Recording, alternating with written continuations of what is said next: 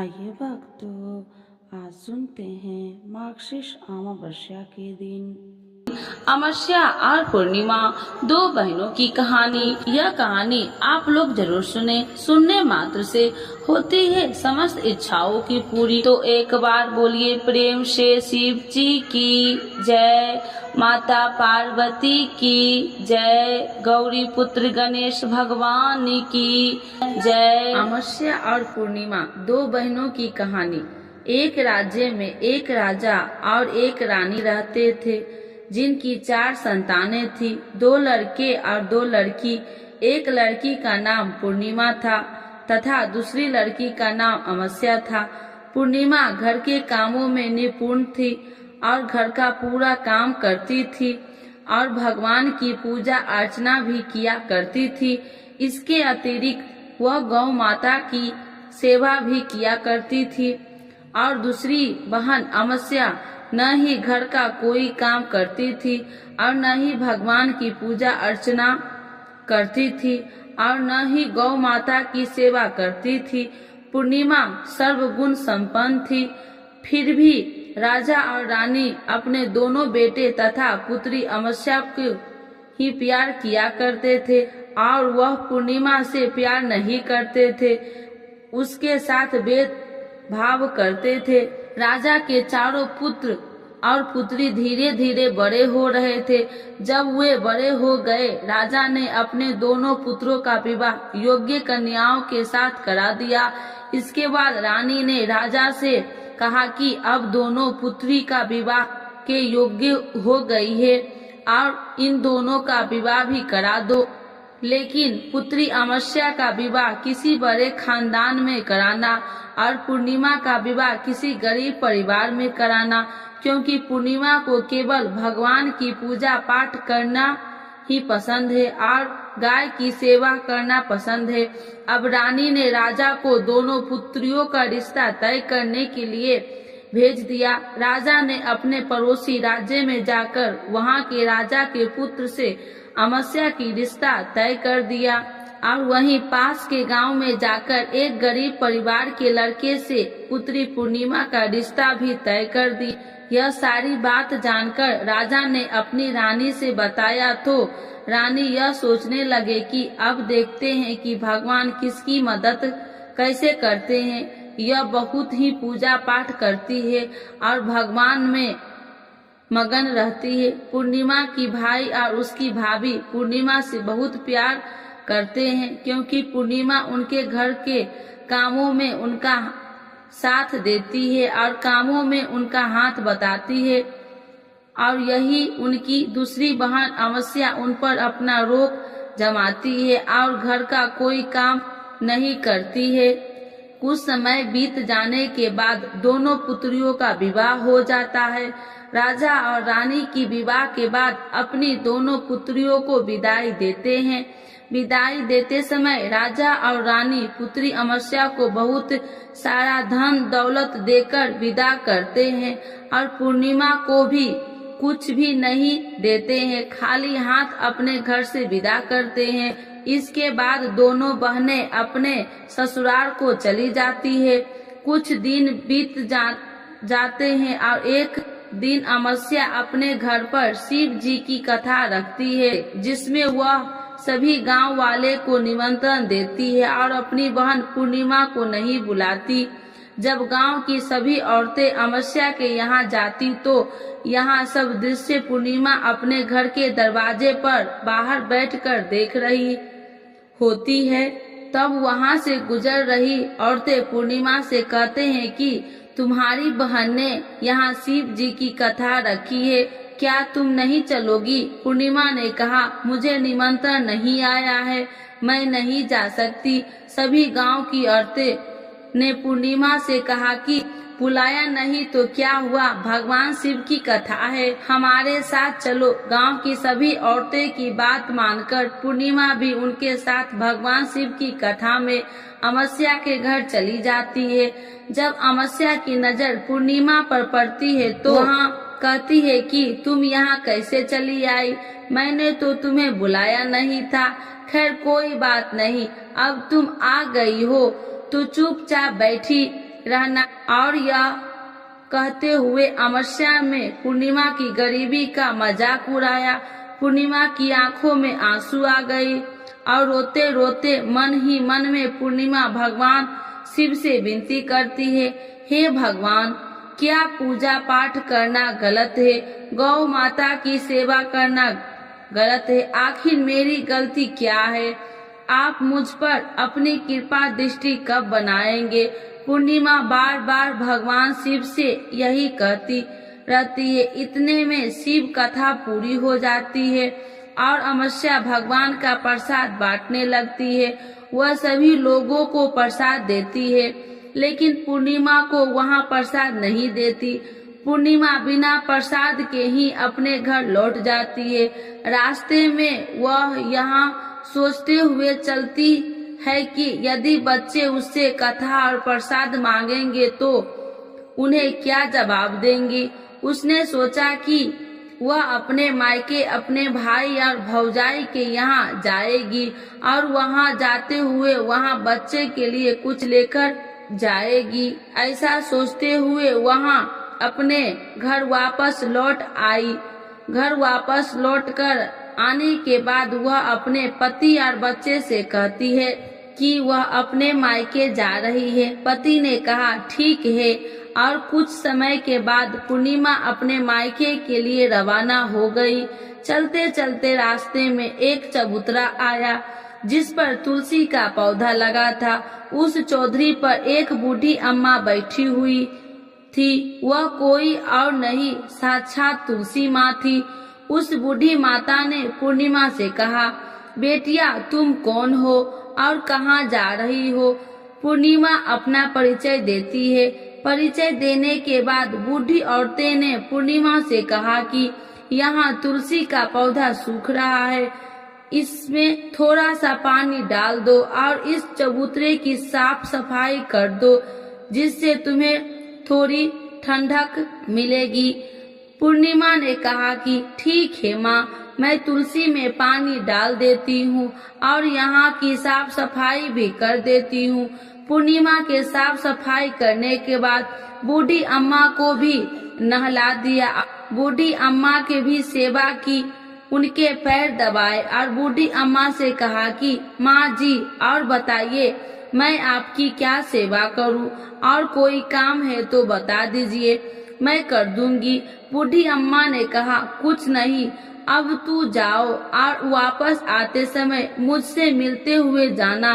पूर्णिमा ने बूढ़ी अम्मा से कहा ठीक है अम्मा जी, मैं जाती हूँ, वापस आते वक्त आपसे मिलते हुए जाऊंगी। कुछ समय आगे चलने के बाद एक शिव मंदिर आया। वहाँ पर उसे एक बूढ़े बाबा मिले जो मंदिर के बाहर बैठे हुए थे। वह कोई और नहीं, साक्षात भोलेनाथ थे। उन्होंने पूर्णिमा से कहा कि कहाँ जा रही हो बेटी, तुम कौन हो? तब पूर्णिमा ने अपना परिचय दिया कि उस बूढ़े बाबा ने पूर्णिमा से कहा इस चबूतरे और मंदिर की सफाई कर दो। तब पूर्णिमा ने मंदिर और चबूतरे की साफ सफाई कर दी और वहाँ पर पूजा पाठ अर्चना भी की।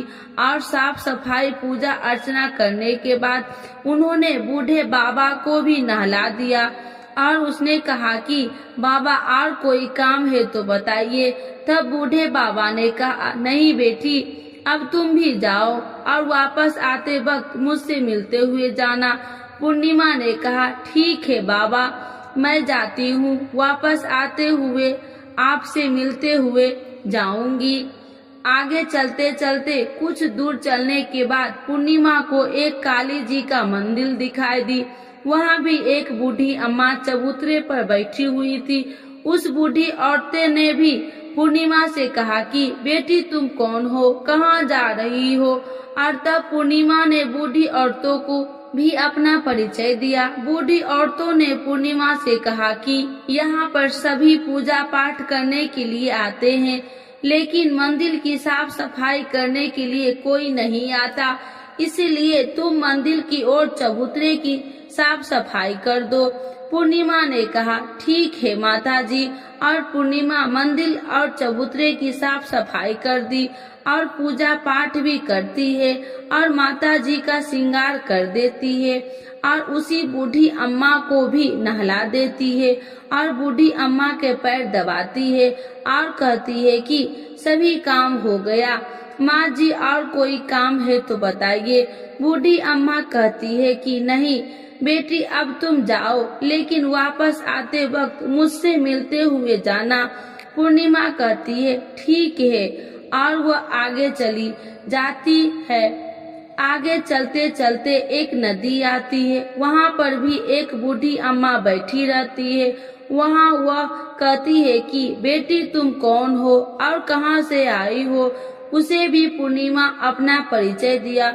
बूढ़ी औरतें पूर्णिमा से कहती है कि नदी पर स्नान करने तो यहाँ पर सब आते हैं, लेकिन यहाँ की साफ सफाई कोई नहीं करता, इसीलिए तुम इस किनारे पर साफ सफाई कर दो। पूर्णिमा कहती है ठीक है माताजी, और वहाँ की साफ सफाई कर देती है। उस बूढ़ी अम्मा के पैर दबा देती है और कहती है कि माँ जी, और कोई काम है तो बताइए। बूढ़ी औरतें कहती है कि कुछ नहीं बेटी, तुम जाओ, लेकिन वापस आते वक्त मुझसे मिलते हुए जाना। वहाँ नाव में बैठकर नदी के दूसरे किनारे पहुंच जाती है और वहां अपने मायके के घर पहुंच जाती है। वहां पर पूर्णिमा के भाई और भाभी देखकर बहुत खुश हो जाते हैं और वे पूर्णिमा की बहुत खातिरदारी करते हैं और उससे बहुत सारी बातें करते हैं और कहते हैं कि बच्चे को भी साथ लेकर आती हूँ, बहुत अच्छा होता। अब कुछ समय बाद पूर्णिमा ने वापस अपने ससुराल जाने को कहा तो उसकी भाभी ने उसके लिए एक साड़ी दी और खेले में बच्चे के लिए कपड़े और खाने पीने का भी कुछ चीजें रख दी और कहा कि तुम बहुत दिनों के बाद आती हो। और पूर्णिमा की भाभी ने यह थैला पूर्णिमा के हाथ में दे दिया और कहा कि जाओ जल्दी वापस आना। इसके बाद पूर्णिमा वहां से अपने ससुराल के लिए रवाना हो गई और उसी नदी के किनारे पहुंची और नाव में बैठकर दूसरे किनारे पर उतर गई। वहां पर उतरने के बाद वहां पर उसे वही बूढ़ी अम्मा मिली जो साक्षात गंगा मैया थी। उस बूढ़ी अम्मा ने पूर्णिमा को एक थैला दिया और कहा कि इसे तुम अपने घर जाकर ही खोलना। अब पूर्णिमा के पास बहुत पहले हो गए थे। उन्हें लेकर पूर्णिमा वहां से रवाना हो गई। आगे कुछ दूर चलने पर काली माँ का मंदिर आया। वहां पर काली माँ बूढ़ी माँ का रूप में विराजमान थी। उसने कहा कि आ गई बेटी। पूर्णिमा ने कहा कि माताजी मैं आ गई। तो काली माँ ने उसे एक थैला दिया और कहा तुम यहाँ थैले अपने घर जाकर खोलना। अब पूर्णिमा के पास 3 थैले हो गए थे। तीनों थैले लेकर पूर्णिमा आगे बढ़ी। कुछ दूर जाने पर शिव जी का मंदिर आया, जहाँ बूढ़े बाबा के रूप में शिव जी स्वयं विराजमान थे।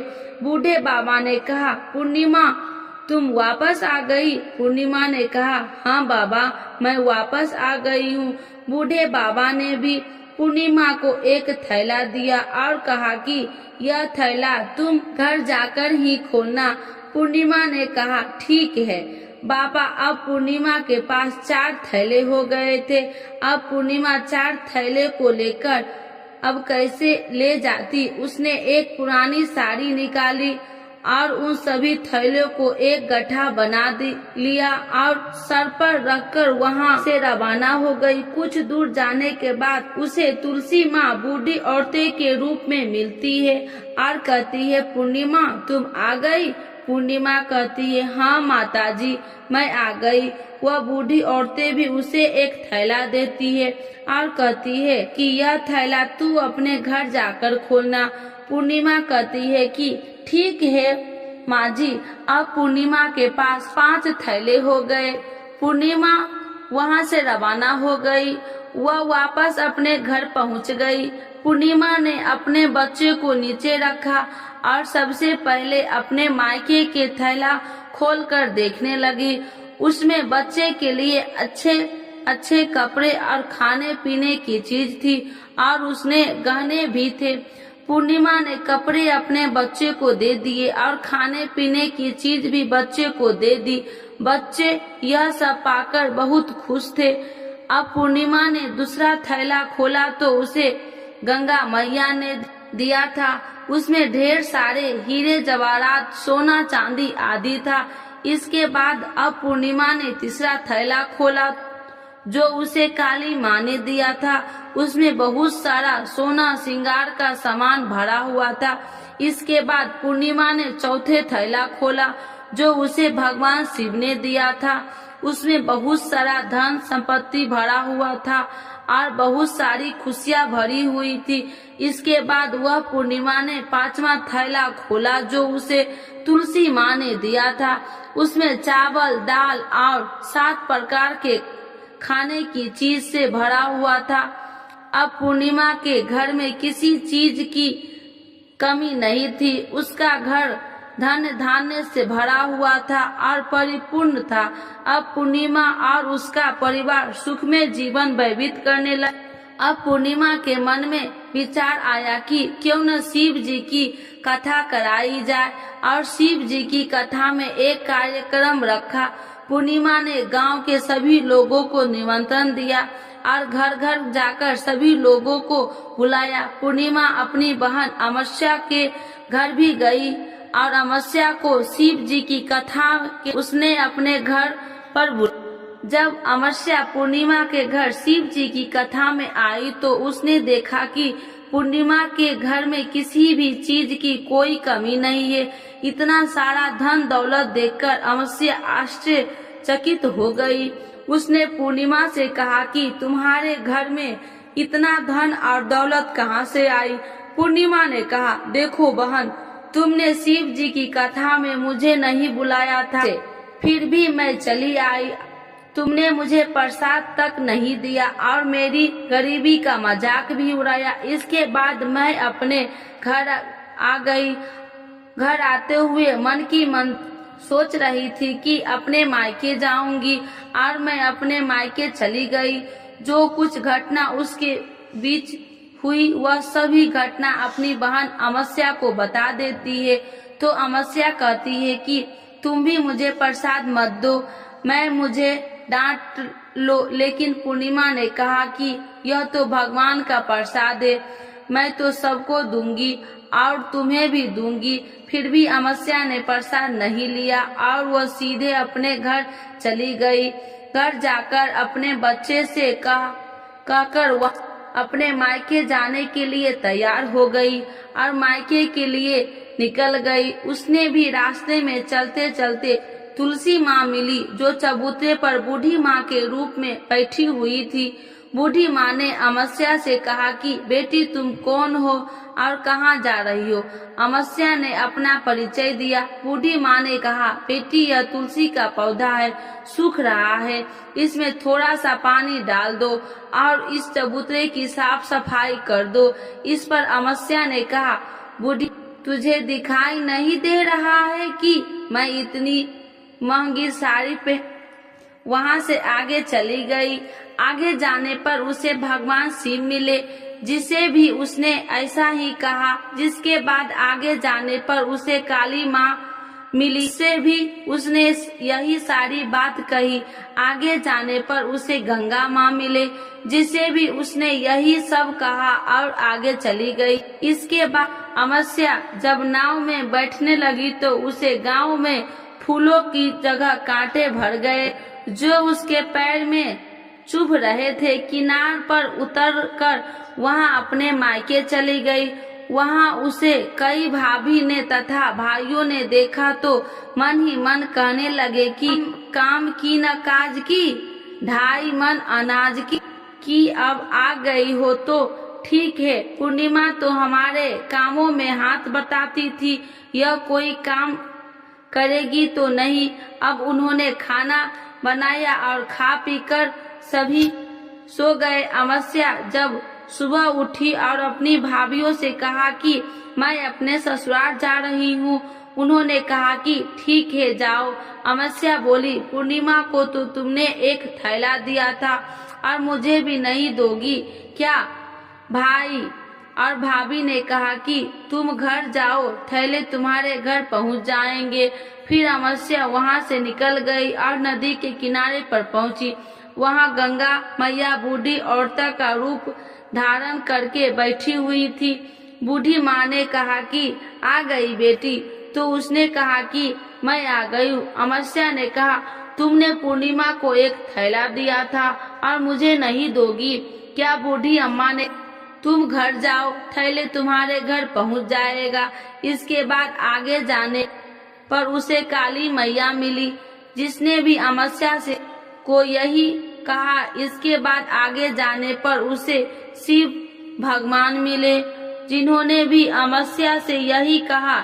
इसके बाद आगे जाने पर उसे तुलसी माँ मिली और उसने अमावस्या से यही कहा, तुम घर जाओ, थैले तुम्हारे घर पहुंच जाएंगे। अमावस्या अपने घर पहुंच गई। आंगन ने देखा तो वहां 5 थैले पड़े हुए थे। अमावस्या ने मन ही मन सोचा कि अब तो मेरे पास बहुत सारी धन और दौलत आ जाएगी। जल्दी जल्दी उसने सभी थैले को खोला। किसी में मिट्टी थे, किसी में पत्थर, किसी में कंकड़ और किसी में कोयला।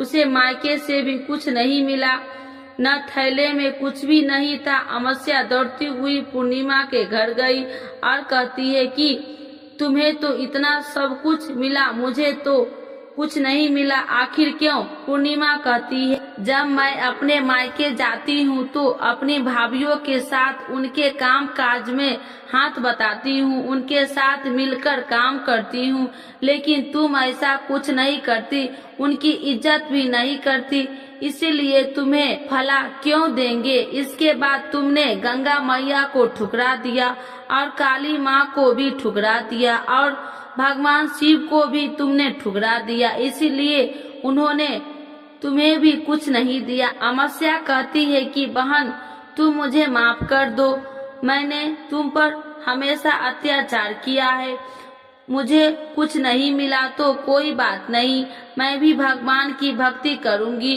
और सब कुछ प्राप्त कर लूंगी, मुझे इन सब चीजों का रहस्य बताओ। तो पूर्णिमा ने कहा कि तुम 3 सूत्र का ज्ञान ले लो और उसकी कथा करना। पहले सूत्र में दया मांगना और दूसरे सूत्र में कथा मांगना और तीसरे सूत्र में 108 बार ओम नमः शिवाय का जाप करना। भगवान ने यह सूत्र दिए हैं, इनको अपने हृदय में बसा लेना। मैंने भी यह 3 सूत्र अपने जीवन में अपनाए थे और सच्चे मन से भगवान की भक्ति पूजा पाठ की थी। फिर भगवान ने मुझे यह सब कुछ दिया और तुम्हारे पास जो भी कुछ था वह सब खत्म हो गया। इसके बाद अमावस्या अपने घर गई और भगवान की पूजा पाठ करने लगी। भगवान शिव से उसने माफी मांगी और गौ माता की सेवा भी की और दूसरे की मदद भी करने लगी। बोलिए भगवान शिव की जय, तुलसी माता की जय, काली माता की जय, गंगा मैया की जय, सभी देवी देवताओं की जय। हर हर महादेव, हर हर